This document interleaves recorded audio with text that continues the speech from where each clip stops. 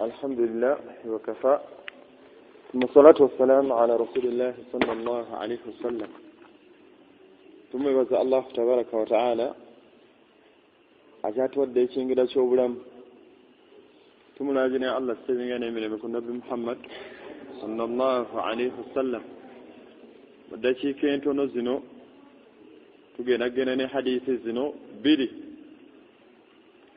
naye nga tetunnaba kulaba hadithi zino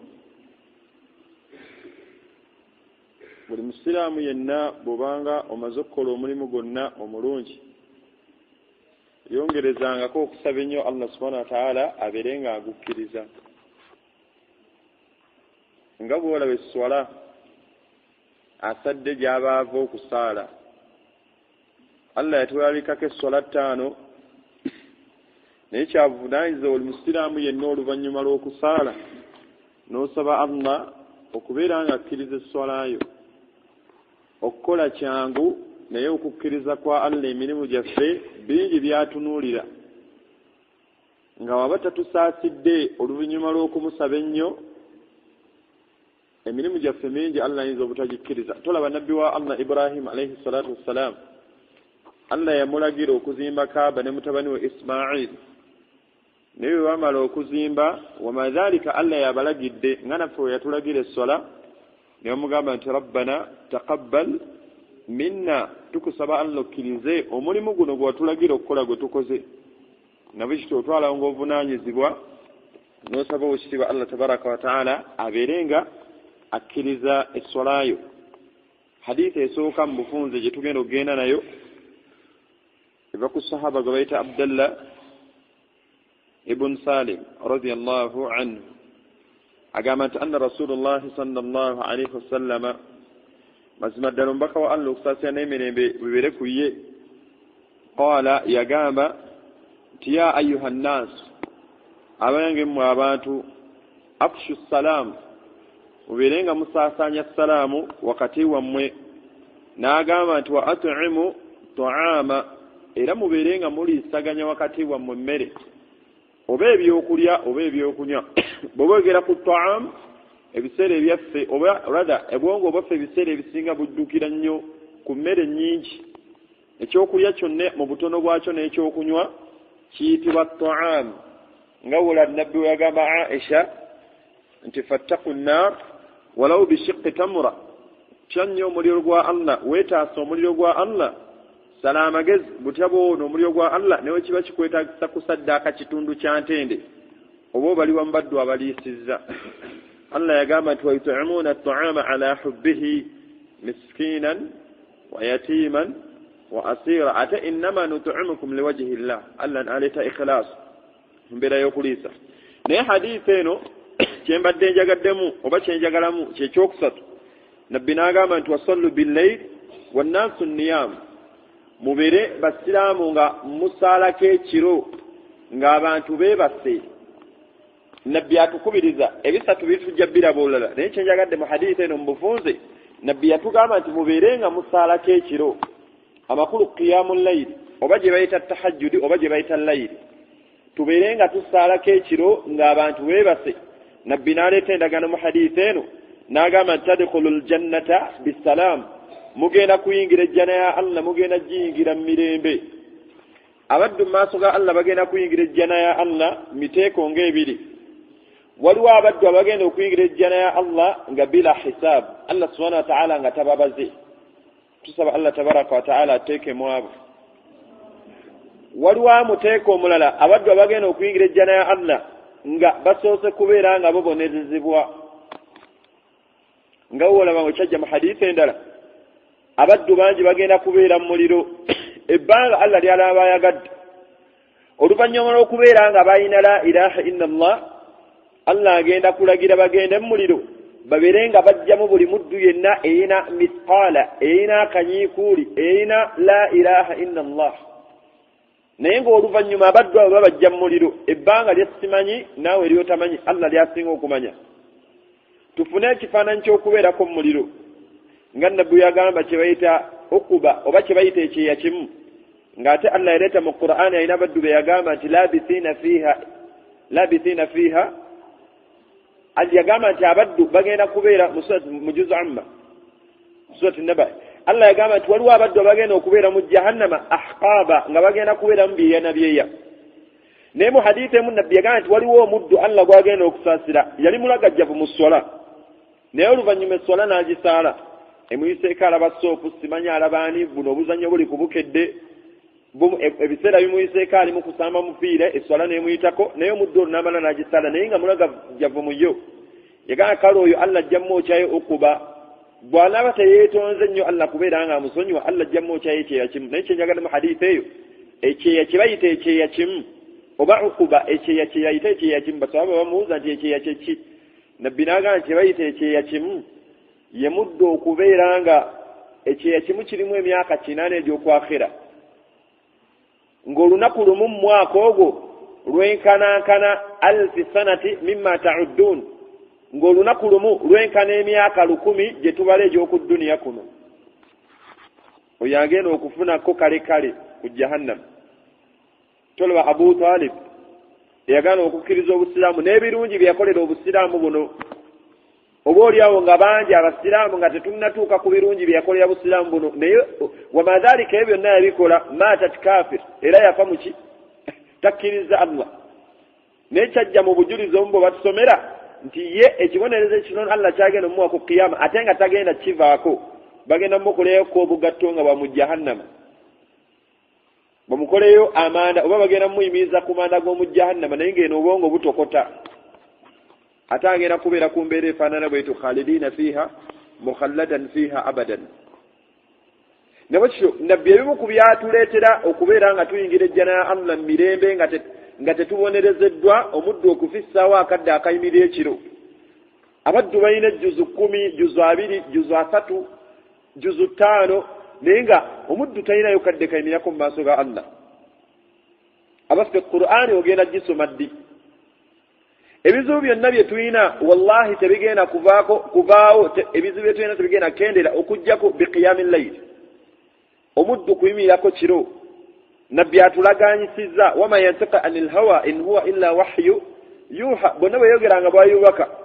kireeta mu hadithi eno nti abaddu tusaaleko ekiro ng'abantu beebase omuddu abaasaddako ekiro nabbi n'agamba nti tadkhulul janna ogenda kuyingira ejjana ya Allah bisalaamu ng'ogiyingidde mu mirembe tubadde twogera ku baddu abagenda okuyingira ejjana ya Allah oluvannyuma lw'okubeera nga bagenda kubeera mu jahannam Allah abookyeyo ebbanga ly'anaabeera abasiimidde oluvannyuma abeere nga abayingiza ejjana bannange Allah ne waba agambye kwokyayo essaawa emu mu jahannama bannange nnene omuliro jahannama tetugenda gusobola emu ku bugendo tutaasa bannaye werekereze otulo ng'abaddu Allah bagamba nti tatajafa junubuhum anil madaji'i yad'una rabbahum khawfan wa tama'a yagamba nti bagagambula embirizi zaabwe basitula emibiri gyabwe anil madaji'i ku byebagalwa amakulu obuliri yagamba nti ne bayimirira yad'una bakoola Allah waabwe khawfan wa tama'a mu kutya okungi oba Allah betukola abikkiriza n'okuba n'essuubi ne bwe kyabuluganda bakkiriza tufissaayo akadde kye bayita okuyimirira ekiro Allah subhanahu wa ta'ala yatugamba nti faqra'u ma tayassara min al-Qur'an bw'oba oyimiridde ekiro soma ekikwanguyidde mu Qur'an bw'oba osobola kusoma juzu amma gy'oba osoma bw'oba oyinayo essuula zo ng'osobola kusoma peegi ky'oba osoma faqra'u ma tayassara min al-Qur'an mu surati Muzammil yagamba nti soma ekikwanguyidde ng'oyimiridde ekiro soma ekikwanguyira mu Qur'an tekitegeeza nti olina kuva eno paka eno wabula soma ekikwanguyira gwe ky'omanyi ekikwanguyira mu Qur'an ky'oba osoma n'ebirungi ebirala tujja bbira mu hadithi endala hadithi leero tukomeku eno ey'okubiri oba oli awo tunaagiraba olulala naye nabbi atugambye fissaawo akadde akayimirira ekiro hadithi endala gye nnyinza okukozesa okwongera okunnyonnyola obulungi bw'okuyimirira ekiro gye mbyansembyayo mu makulu gaayo nabbi yagamba nti mazina maddala fi layiri saa'a mu kiro mulimu essaawa omuddu tayinza gyenyigiramu asaba Allah byamusaba nsonga za dduniya oba osaba Allah kumanya byakwakhera okujjako Allah tabaraka wa ta'ala ng'akuwa by'obeera omusabye nabbi n'agamba nti dhalika kulla layl essaawa eyo ebeeramu buli kiro mubeeramu essaawa ne baleeta obujulizi abamanyi baffe nti essaawa eyo ebeerayo mu thulutha layiri mukire ekyokusatu ekisembayo tulaba enkola ya Umar ibn Khattab ne Abu Bakar ne basahaba balala bafaanana bwe batyo dumo mbaka Muhammad sallama akola jawula mu bantu bagenda abayitamu ekiro alaba abantu bano benkulembera basula bawangala batya ekiro agenda okuyita ku nju ya Umar ibn Khattab nga Umar eddoboozi lye ezimu ku mpisa kyetugenda okujjamu ezimu ku mpisa z'okuyimirira ekiro yayita ku nju ya Umar ibn Khattab ng'eddoboozi lya Umar liri waggulu ng'asoma naye ng'eddoboozi liri waggulu n'akwata ekkubo neyeyongerayo agenda okutuuka ewa Abubakar ng'amuwulira asaala ekiro naye ng'eddoboozi liri wansinsi oluvannyuma n'ababuuza enkeera oluvannyuma okusaala essala ya subh n'agamba nti ya Umar ibn Khattab radiyallahu anhu nayiseewo ng'osaala ekiro basahaba olaba obuwangaazi bwabwe leero abaddu tuzuukukira mipiira maniyu omuddu azuukukira wrestling simanya kickboxing simanya world cup champions league abakyala bazuukukira buzannyo buno busokusa obubeera ku TV n'amalako ebiseera naye nga tayinza na kusoma alifatiha nga ntuufu Umar ibn Khattab nabbi n'amugamba nti lwaki wabadde osoma ekiro nga eddoboozi lyo liri waggulu nnyo Umar ibn Khattab n'ayanukula nabbi Muhammad sallama n'amugamba nti nasomye ekiro nga nsaala mu layiri yange nsaala eddoboozi liri waggulu ekisooka ensonga ziri bbiri ensonga esooka mba nsoma nnyo ekiro abantu bonna kale abanampulira nga nsaala oba oliawo nabo banaazuuka ekiro ne basaala si mu mbeera yakweraga wabula mu mbeera y'okusaala nga nsobole n'okuzuukusa abalala abanaabawulidde nabo bazuuke bayimireko ekiro n'agamba ensonga eyekuli lwaki nsoma nga eddoboozi lyange liri waggulu mba nsoma shaitaani eddukewo shaitaani tebeera wasomerwa Qur'an kasi ogamba nti a'udhu billahi minash shaitaani rajim ng'ekunya omusinde ng'evaawo Umar ibn Khattab ensonga ze yawa nabbi oluvannyuma abuuza Abubakar nti ate ggwe Abubakar nga bwe badde ekiro ng'osaala eddoboozi lyo lyabadde wansi n'amugamba nti nabadde nsoma nga eddoboozi lyange liri wansi kuba mmanyi omulezi wange Allah ne bwe mba nsomye mpola abaawo abakumpi nga mpulira nabbi wali agatta wakati w'ensaala z'abana ababiri n'agamba Umar ibn Khattab nti oba oyimiridde ekiro okusaala eddoboozi lyo lisseekokko wansi n'agamba ne Abubakar radiyallahu anhu nti ate Abubakar naawe eddoboozi lyo lisulemukko katono ezimu ku mpisa z'okusaala ekiro bwe tubeera tuyimiridde okusaala eddoboozi libeere lya wakkatikati naye nabbi atugambye nti bwe tunaazuuka ne tusaalako ekiro yagamba nti tadkhulul janna mugenda kuyingira ejjana ya Allah tabaraka wa ta'ala mugenda giyingira bisalaamin mugenda giyingira mirembe ebiri mu jjana bwe tunadda ku byo tuyinza okukeeseza wano obudde bingi Allah byatusuubiza ebyabaddu abanaaba beeweereddwa ejjana ng'ab'omuliro balina ebyabwe n'ab'omu jjana balina ebyabwe ab'omuliro balina ebyokunywa n'ab'omu jjana balina ebyokunywa Allah yagamba nti ab'omu jjana ebyokunywa byabwe wa anhaaru min labanin lam yataghayyara ta'muhu bana ab'omuliro n'agamba nti wa yastaghithu yughathu bima'in kalmuhli yashwi alwujuh ab'omuliro balina ebyambalo byabwe yagamba nti ab'omu jjana bagenda kwambala walibasuhum fiha harir bagenda kwambala ngoye za harir ate bano ab'omuliro n'agamba nti kuttu'at lahum thiyabu min nar bo bagenda bakoleyo obugoye engoye ze bagenda okwambala nga bali muliro nga bazikoze emmanda ga mu jahannamu nabukya buluganda bakkiriza buli omu noonya wowe owulya woyagala okuwangaalira twekolemu omulimu twezuukuse osobola okuzuukusa munno osobola okweseetinga omuddu yenna ng'onaazuuka ekiro ensonga eno gye mba nsembyayo ekikubirizibwa ekisookera ddala ng'omuddu onaazuuka ekiro weebake ng'obudde bukyali kijja kukuyambako oba oliawo okuzuukuka ekiro biidhnillahi tabaraka wa ta'ala tujja kufunayo olunaku olulala tufuneyo hadiisi endala era eraga obulungi bw'okuyimirako ekiro mbasaba oba mbakubiriza nga nange neekubiriza sisaayo akadde naye oba oyimiridde ekiro naye ogabera eddakiika 3 neweziba eddakiika 2 neweziba eddakiika 10 saala ekikwanguyidde bwe tuba tusaala ekiro tusaala raka 2 ne tusembyayo witiri imma osobola okuzuuka ekiro n'osaala raka 3 oba osadde 5 oba osadde 7 oba osadde 9 oba osadde 11 ekikwanguyira ky'oba osaala raka 2 n'osembyayo witiri emu n'osembyayo raka emu faqra'u ma tayassala min alquran soma ekikwanguyidde mu Qur'an bw'obeera ozuukuse okusaalako ekiro subhanaka allahumma bihamdika ashhadu an la ilaha illa anta nastaghfiruka wa natubu ilayk السلام عليكم ورحمة الله وبركاته. بسم الله الرحمن الرحيم والصلاة والسلام على رسول الله صلى الله عليه وسلم. tumwebaza Allah tabaraka wa taala nanyine matena amajjuvu agatali mbukende tumulajine Allah asebinga n'emirembe ku Nabbi Muhammad sallallahu alayhi wasallam yagamba nti wama arsalnaka illa rahmata lilalamin tiyamutuma oba saakutuma okujjako ng'oli kyakusaasira eri ebitonde byonna nabwekityo buli muddu yenna ayagala okutuuka mu maaso ga Allah ng'asiimiddwa alina okugoberera enkola n'enjigiriza Nabbi Muhammad sallallahu alaihi wasallam. Allah kyava atugamba nti qul Muhammad yabaddawo bagambe in kuntum tuhibbuna Allah bwe tuba tugamba nti twagala Allah Allah yatugamba nti fattabi'uni mungoberere amakulu mugoberere omubaka Muhammad sallallahu alaihi wasallam. Allah n'atulaganyisa abanaabagoberedde omubaka yagamba nti yuhibbukumullah Allah agenda baagala. Ekyokubiri wayaghfir lakum dhunubakum abasonyiwe n'amazambi gammwe ebyo ebimu ku bibala ebiri mu muddu okugoberera omubaka Muhammad sallallahu alaihi wasallam.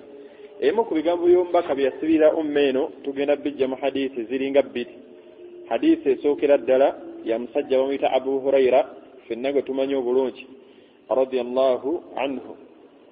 قال صحابنا تقامت قال رسول الله صلى الله عليه وسلم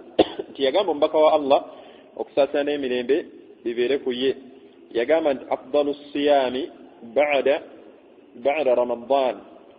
وكسيبا أكسينو كبو كلونج ولفنما روما يزيقوا رمضان بعد رمضان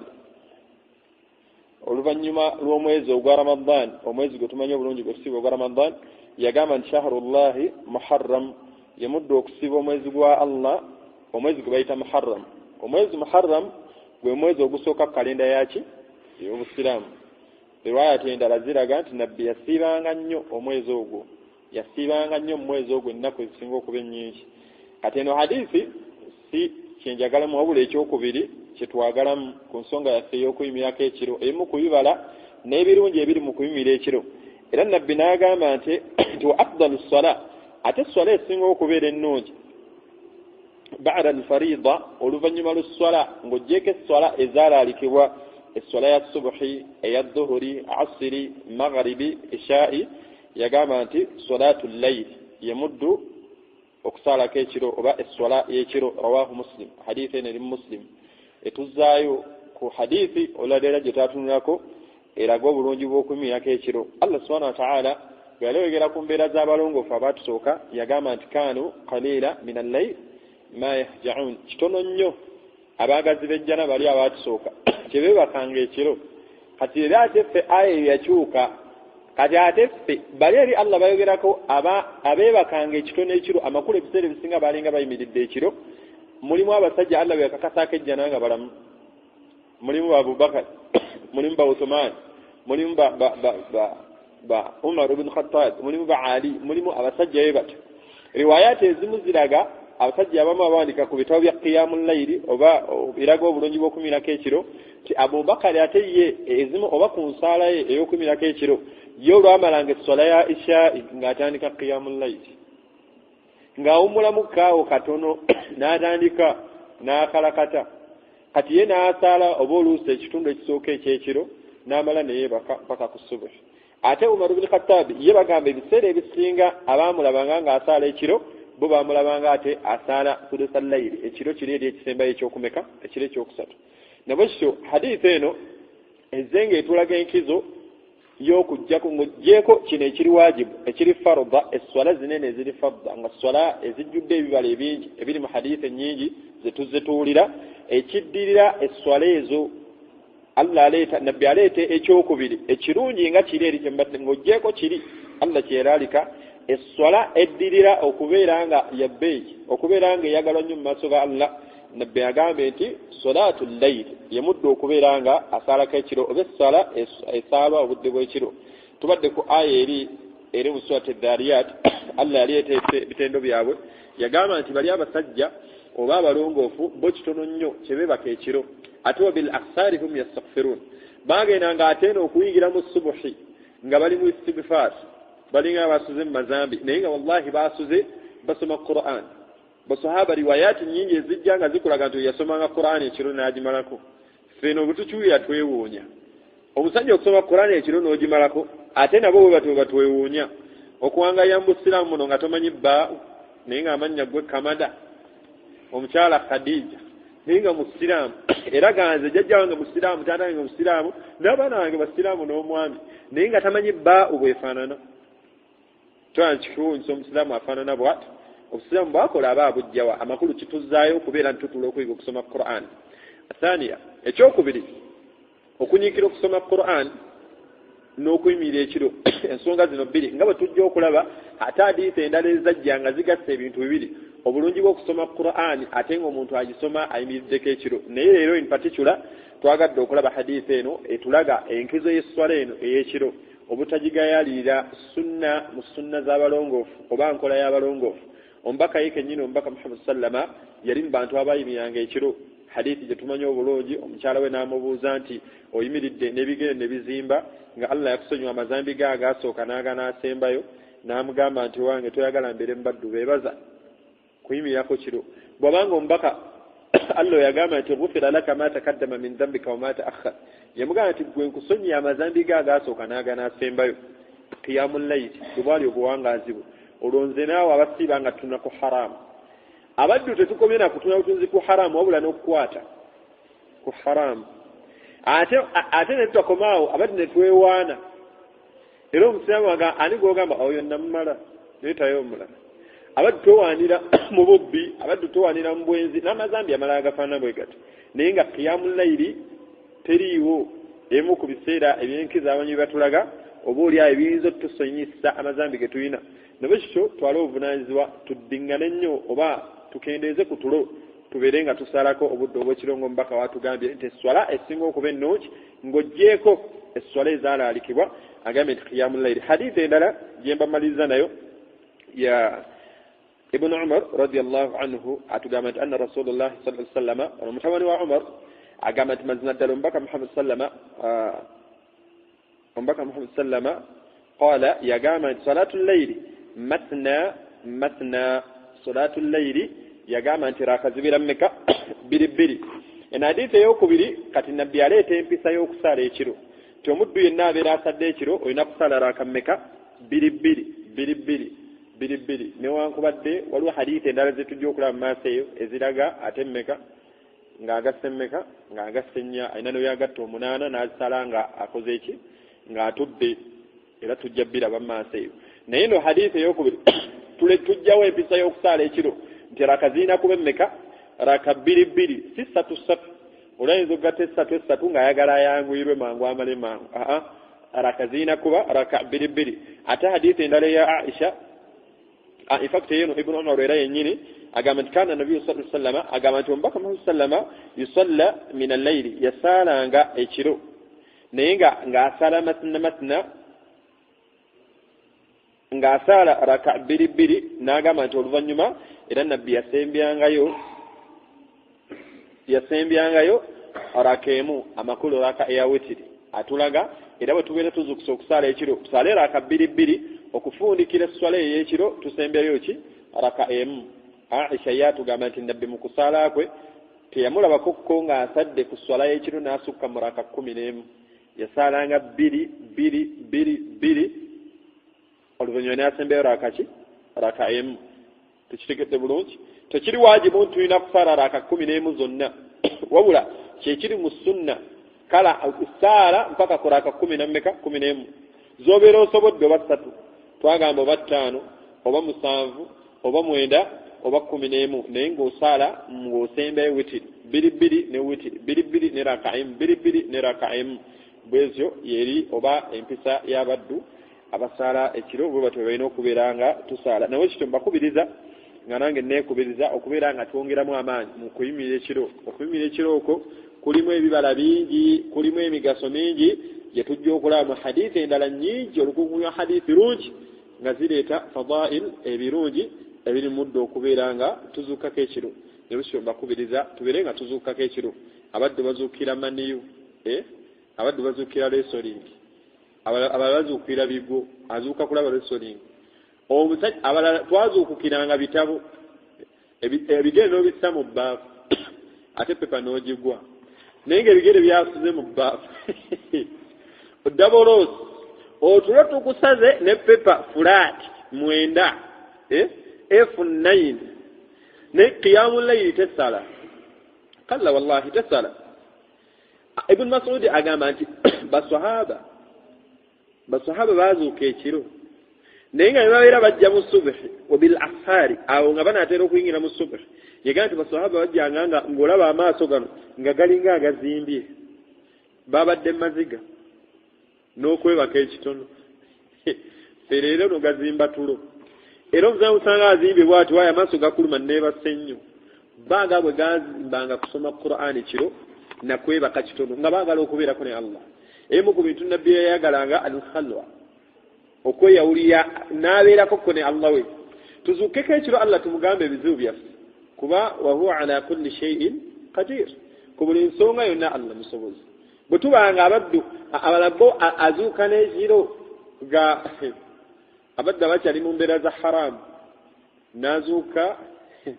ajjeyo babbaluwa n'asoma namu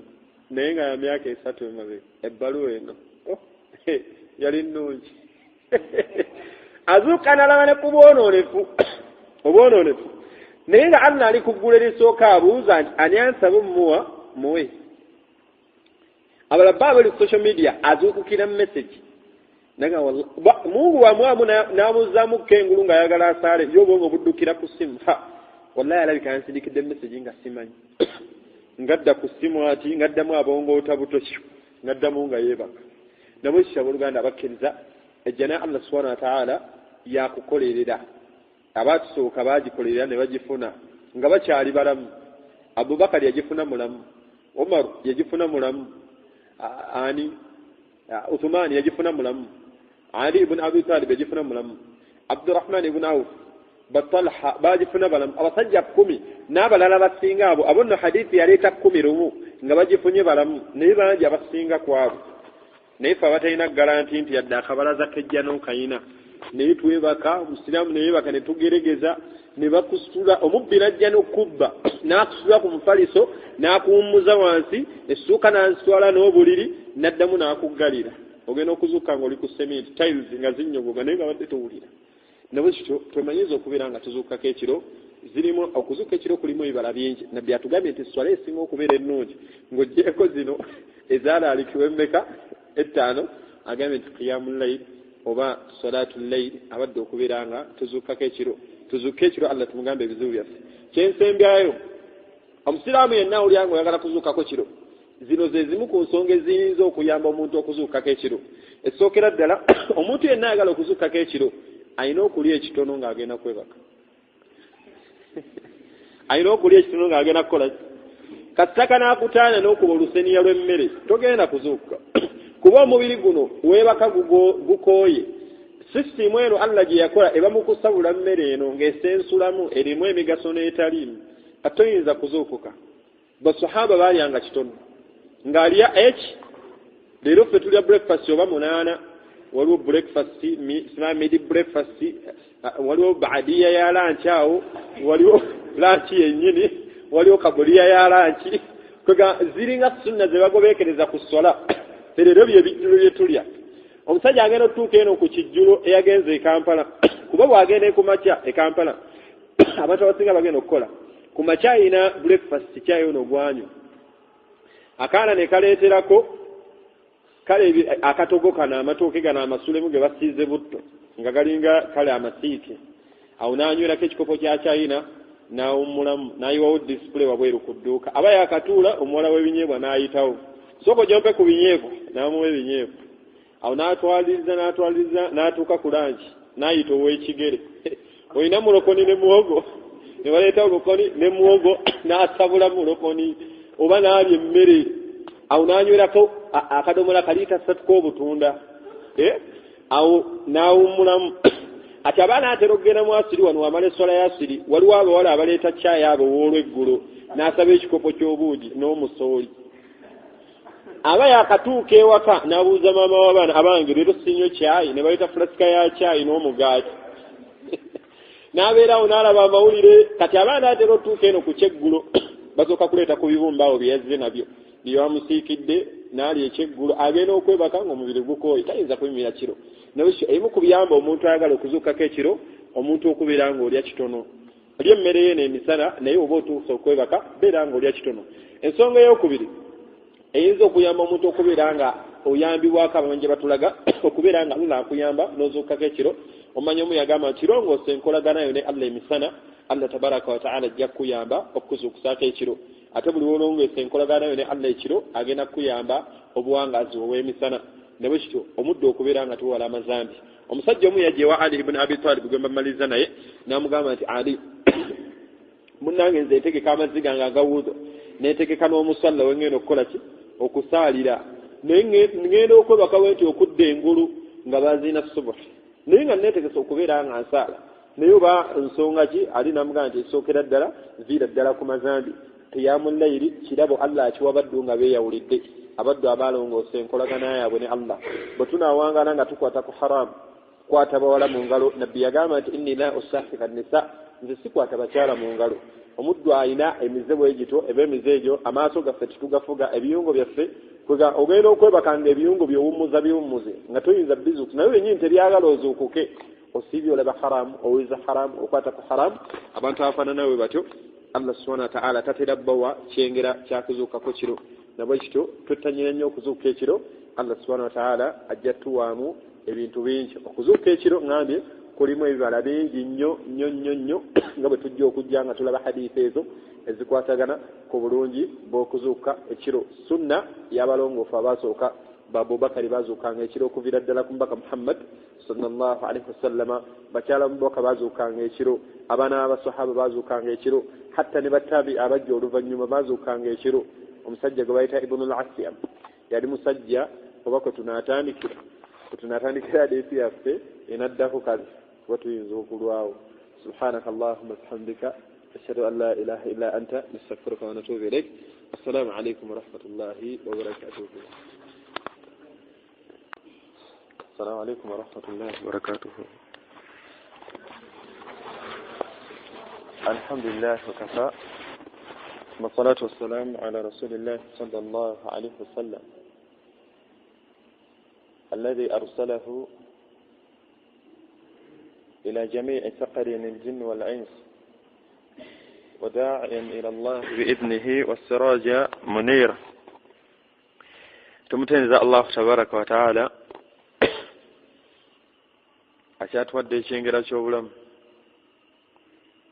ate ye alhayyu alladhi la yamut omulamu atafa tumusaba ssebenga n'emirembe ku nabbi Muhammad sallallahu alaihi wasallam nga yenna ayagala okudda mu maaso ga Allah ng'asiimiddwa nkulamira nga nange neeramira okwekwata ku njigiriza n'enkola nabbi Muhammad sallallahu alaihi wasallam mbufunze nga bulijjo tugendera kwejjukanya ku bulungi n'ebibala ebiri muddo okuzuukako ekiro qiyamul layl oba gye bayita tahajjudi oba gye bayita salatul layl amannya ag'enjawulo okusinziira ku biseera byebeera esaaliddwamu nga bwe tujja okulaba mu maaso eyo eswala ey'ekiro hadithi gye twakonyeeko jjo sahaba Aba Hurayra yabadde Abu Hurayra mbaseerabidde yatugambye nti afdalu ssala esswala esinga okubeera ey'ebbeeyi esinga okubeera ennungi ng'oggyeko swala eziri eza farda nabbi Muhammad sallallahu alaihi wasallama yagamba nti salatul layl esswala omuntu gy'asaala ekiro ng'oggyeko esswala ettaano ezaalaalikibwa esswala esinga okubeera nga ya bbeeyi ya waggulu eyagala ennyo mu maaso ga Allah y'esswala omuddu gy'asaala ekiro olulala era twalaba hadiisi ezimu ku zaasooka ng'omubaka Muhammad sallama tujijjira ddala ku kyafayo omubaka ng'atuuse e Madiina emu ku bigambo byasooka okulamira bannamadiina ng'atuuseeyo yabagamba nti ya ayuha nnaasu abange mu abantu afshu salaamu bainakum musaasaanye salaamu wakati wammwe n'agamba nti wa at'imu at'aam era muliise ne ku bantu emmere oba okulya kwonna kyetwali twagadde mu hadiisi eyo ne tugamba nti nabbi n'atugamba nti wasallu billayli wannaasu niyam musaaleeko n'ekiro ng'abantu beebase hadiisi gye tugenda okugjamu ekyokuyiga era ekwata ku nsonga y'okumirako ekiro sahaba gwe bayita Jabir radiyallahu anhu qala sami'tu rasulullahi sallallahu alayhi wasallam sami'tu rasulullahi sallallahu alayhi wasallam sahaba ono atunyumiza n'agamba nti nawulirira ddala tebamunyumiza ye kennyini yawulira omubaka Muhammad sallallahu alayhi wasallama nga yaqul ng'ayogera ebigambo bino omubaka musallama n'agamba nti inna fi llayli la saa'a ti mazima ddala mu kiro mulimu essaawa n'agamba nti la yuwafiquha rajulu lmuslim omuddu tayinza kwenyigira mu ssaawa eyo oba tayinza kwenyigira mu kaseera ako hadiisi gyetandikidde atugambye nti mazima ddala mu kiro mulimu akaseera oba mulimu essaawa oba mulimu akaseera singa omuddu akenyigiramu oba omuddu tayinza kenyigiramu ng'omuddu oyo musiraamu n'agamba nti yasalu llah ng'asaba allah taala allah owa waggulu khayra min addunya wal akhira nga kyasaba allah amusaba ebimu ku birungi mu dduniya muno oba amusaba ebyokwakhira n'agamba nti illa ataahu iyahu okuggyako allah subhanahu wa ta'ala omuddu oyo amuwa ebyo byakoze eki byamusabye kikulaga enkizo y'akaseera ak'ekiro hadiisi eno yajja nga erimu embeera y'okubeera nga tusaba allah emu ku allah subhanahu wa ta'ala byalagira abaddu be yagamba nti waqala rabbukum du'uni astajib lakum allah yalireeta nga tteeka okubeera nga tusaba allah hadiisi eno ereeta obumu ku buseera oba ku biseera eby'enkizo omuddu by'olina okukozesa okubeera ng'osaba allah subhanahu wa ta'ala ffenna tuli beetaavu eri allah subhanahu wa ta'ala yagamba nti walillahi khazaa'inu samawati wal ard allah yalina amawanika g'ensi eno n'ag'eggulu yalina amawanika g'ensi n'ag'eggulu buli kyonna ky'owulira ky'oyagala allah yagamba nti wahuwa ala kulli shay'in qadir ku buli nsonga yonna allah subhanahu wa ta'ala musobozi yenno ky'owulira ky'oyagala ekikulumya omutwe mu dduniya muno n'ekikulumya omutwe ku akhira akaseera obumu ku buseera ebirungi nga bwe kizze mu hadiisi eno ne ku mbeera y'okuyimirira ekiro omuddu okusaba allah mu budde bw'ekiro bimu ku biseera ebyanukulibwamu edduwa nabbi atugambye nti mulimu essaawa oba mulimu akaseera omuddu tayinza kenyigiramu naye ng'omusajja oyo yagamba nti rajulul muslim ng'omuddu oyo musiraamu tuyinza okwekanga n'abalokole bayinayo overnight omuddu tafunanga entegeera nti olaba n'abalokole bano bazuuka ekiro ne babeera mu overnight yaabwe ne bafuna bye baagala bo bali ku istidraaj allah abatwaliriza nabbi yatugamba nti idha ra'aita allaha bw'olabanga allah subhanahu wa ta'ala yu'ta al-'abd ng'awadde omuddu ku boonoonefu bwe abalokole basula mu overnight ne basula nga bayimba bakuba embuutu basula benda bayimba n'amaasa amalala ge bakola ekiro nga balowooza oba bagamba basinza ne allah subhanahu wa ta'ala wakisa n'amala n'abawa ku boonoonefu bwabwe abaffe tugambe nti allah abadde lwakuzuukako kiro kalla wallahi si bwe kiri allah awa abaddu mu mpa bbiri waliwo abaddu bawa mu dduniya muno allah ng'amwagadde ng'amuwadde n'amwagala waliwo abaddu allah bawa mu dduniya muno ng'amuwadde emmotoka ennungi amuwadde ennyumba ennene amuwadde obulamu obulungi naye nga allah tamwagala nga bw'olaba allah bwe yagamba nti falamma nasu ma dhukiru bihi abaddu bwe beerabira amateeka ga allah ne bamujeemera ne bakola obwonoonefu oba bwe beerabiranga amateeka ga allah emirembe egyasooka yagamba nti fatahna alaihim abwaaba kulli shay'in allah subhanahu wa ta'ala yabaggulirangawo emiryango gy'ebirungi emiryango gy'ebyenfuna emiryango gy'ebintu ebibasanyusa allah n'agamba nti hatta idha farihu bima utu n'amulinda omuddu ono nga musanyufu ayibaanisemwanga n'abalala bamufaanana abayaayi ababadde mu dduniya muno nga bajoogamu allah n'agamba nti hatta idha farihu bima utu omuddu ono ne mulinda nga musanyufu olw'ebyo bye muwadde akhadnahum bagta mukwata ekibwatukira fa idha hum mublisun agenda okudda mu maaso ga allah ng'ayanjala ngalo talinayo yadde akantu nawekityo oyo tulaba nti omuddu allah subhanahu wa ta'ala amuwadde naye ng'amuwadde tamwagala nabbi kye yateeka mu hadiisi eno ekigambo kyeyateeka mu hadiisi eno ng'omusajja oyo musiraamu ono omuddu ye musiraamu azuukuse lillah azuukuse kubeerako ne allah we n'asaba allah n'amusaba min khayr ebimu ku birungi ebiri mu dduniya oba ebyokwakhira allah subhanahu wa ta'ala agenda bimuwa ng'abimuwadde amwagala. Hadiisi gye mbadde nkoonako emabega, nabbi yagamba nti bw'olaba nga Allah subhanahu wa ta'ala ng'awadde omuddo omujeemu ebyawulya omuddo ono byayagala Allah n'abimuwa mu bwononefu bwe, nabbi yagamba fa innama huwa istidraj, omuddo Allah subhanahu wa ta'ala abeera amutwaliza. Naye ekyo njagadde tewali wakati w'empe ebbiri Allah zaawa abaddu. Waliwo Allah abaddu baawa ng'abaagala ng'abaddu abakkiriza nabbi bayogeddeko abayimiriddeko ekiro, omuddu oyo Allah amuwa n'amuteeramu baraka mu bintu by'abeera amuwadde. Azuukusa ekiro omulimu gwakoze mulungi, sunna z'abannabbi oba sunna z'abalongoofu, abaddu bayimiriranga ekiro. Allah yagamba nti kaanu qalila min al-layl ma yahja'un wa bil asari hum yastaghfirun. Omuddu oyo Allah bamuwadde amwagala. Amma al-fajir ate oli yasuze mu overnight asula azina mazina, ate Allah n'amala n'amuwa abamutwaliza n'obwononefu bwe. Yenjawulo eri wakati w'okuyimirira kw'abaddu abasiraamu ne night prayer z'abakafiri zibasulamu. Bali Allah tabaagala gobeera musiraamu ng'oyimiridde nti sunna ya nabbi oba nkola eriko enjigiriza n'enkola ya nabbi Muhammad sallallahu alaihi wasallam. Nawe ekyo nga mmaliriza mbakubiriza, nabbi kyatugambye nti kyonna ky'obeera osaba Allah n'amugamba nti ng'omusaba khairan min ad-dunya, ng'omusaba ebirungi mu dunya muno, wal akhira oba omusaba byeri ku akhira, yagamba nti illa okujjako omuddo oyo a'taahu iyyah, okujjako Allah subhanahu wa ta'ala omuddo oyo amuwa kyabeera amusabye. Nabwe kityo ebimu byebyo ebibala n'ebirungi ebiri mu muddu okubeera nga azuukako ekiro. Fenna tuli beetaavu. Waliwo abaddu nga obwetaavu bwabwe ssente, saba Allah subhanahu wa ta'ala yabisutu rizqa liman yasha wa yaqbidu. Waliwo omuddu nga ye obwetaavu bwe oba ayagala zadde eddongoofu, saba Allah subhanahu wa ta'ala. Abayizi nga misomo gye giganye, zuuka ekiro saba Allah subhanahu wa ta'ala agenda kukwanguyiriza. Kyonna kye tusaba Allah teriyo kiri waggulu wa busobozi bwe. Yagamba nti wahuwa ala kulli shay'in qadir. Hadithi gye mba nsembyayo, Abu Huraira radiyallahu anhu n'atugamba nti anna nabiyyu sallallahu alaihi wasallam nti mazima ddala omubaka Muhammad sallallahu alaihi wasallam yagamba nti idha qama ahadukum min al-layl, omu ku mmwe wabeeranga ayimiridde era tujjawo kati nereeta ate empisa yakuyimirira kiro. Nabbi n'agamba nti omu ku mmwe wabeeranga ayimiridde ekiro ng'otandika okuyimirira esswala y'ekiro eno gye twogerako, yagamba nti falyaftahi, abeere nga atandika salati al-layl, esswala eno ey'ekiro, n'agamba nti biraka'ataini khafifaini, atandike ne raaka bbiri. Bw'oba otandika okusala esswala y'ekiro tandikanga ne raaka bbiri naye nga mpewufu, raaka bbiri nga mpewufu. Waliwo amanyi batugamba nti raaka bbiri nga mpewufu nga woolaba raaka ezisooka ng'oyimiridde ng'otandika okuyimirira ekiro ng'osomeddemu nga bw'ogamba nti surati al-ikhlas oba n'osomeramu n'ennaasi ng'osomeddemu essuula ennyimpi mu mpisa z'okuyimirira ekiro. Mu kutandika wano eno tusooka ne tusala essuula olwada ne tusalayo raaka naye nga tusomeddemu essuula ennyimpi. Bw'atyo omubaka bwe yatandikanga okuyimirira esswala ey'ekiro.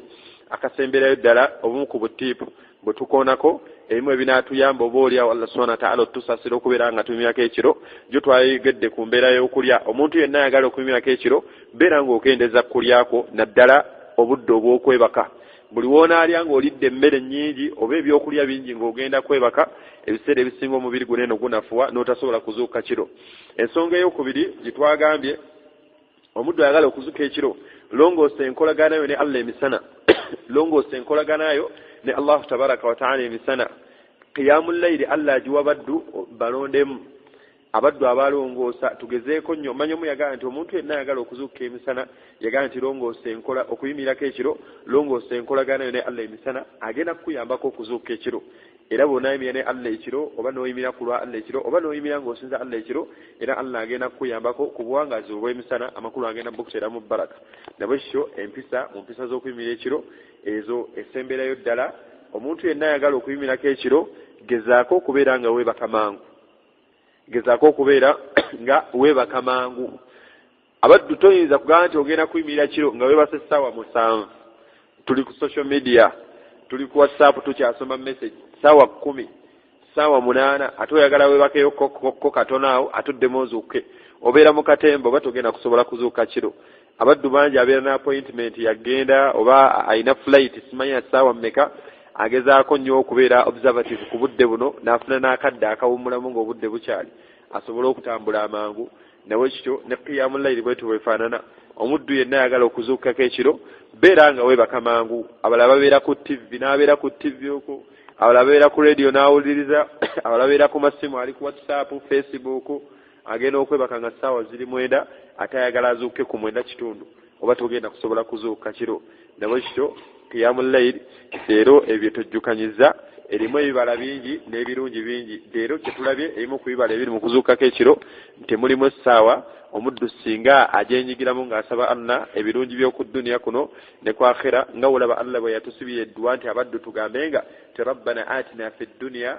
hasana wa fil akhirati hasana tuwa obulungi ku dduniya kuno ne ku akhira edduwa eyo nnungi bwekize ne mu hadiisi eno okuggyako omuddu oyo Allah tabaraka wa ta'ala amuwa kyaba amusabye mbakubiriza okubeera nga twanguwa okwebaka obaolyawo Allah subhanahu wa ta'ala n'atusaasira okubeera nga tuzuukuka ne tusaalako ekiro subhanaka allahumma bihamdika nashhadu an la ilaha illa anta nastaghfiruka wa natubu ilayk assalamu alaykum wa rahmatullahi wa barakatuh